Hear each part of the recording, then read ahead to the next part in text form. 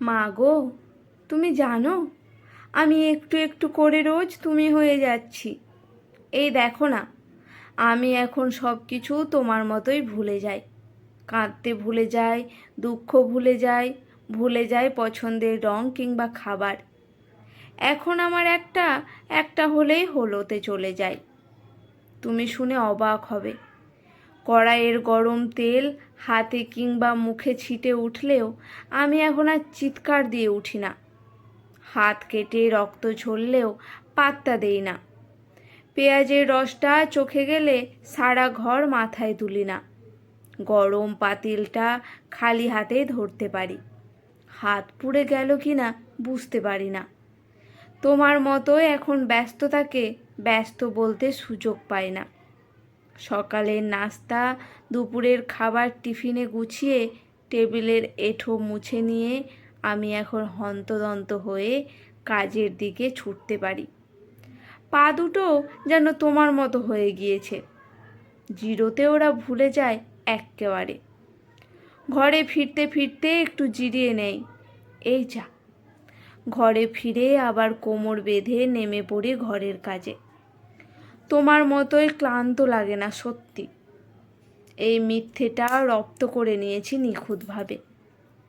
জানো মা, এখন আর আমার গা থেকে পারফিউমের সেই মিষ্টি গন্ধটা আসে না।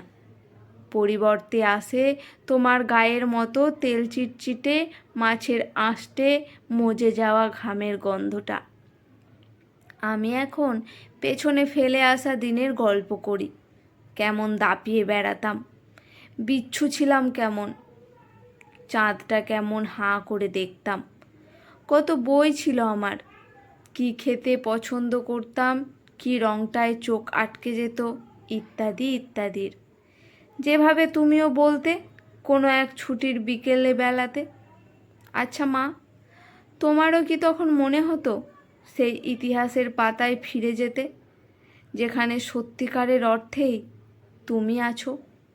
জানো, সকাল সকাল এই বিচ্ছিরি অ্যালার্মের শব্দে ঘুম ভাঙলে ভীষণ অসহায় লাগে।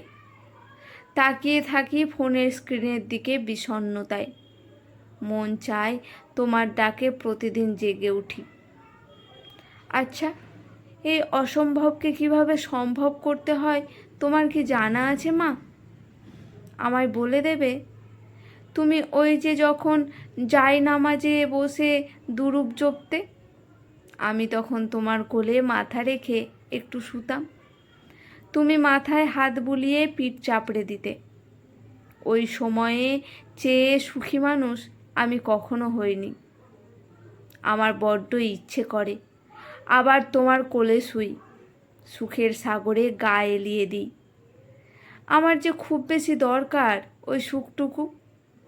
জানো মা, তুমি যখন ড্রেসিং টেবিলের সামনে দাঁড়িয়ে চোখে কাজল দিতে, আমি তখন সব কাজ ফেলে তোমার দিকে তাকিয়ে থাকতাম। এটা যে তোমার এত প্রিয়, বলতে ইচ্ছে করতো তোমায়, মা তুমি সব সময় কাজল দাও না কেন? এখন বুঝি তুমি কেন তোমার প্রিয় কাজল দিতে ভুলে যেতে।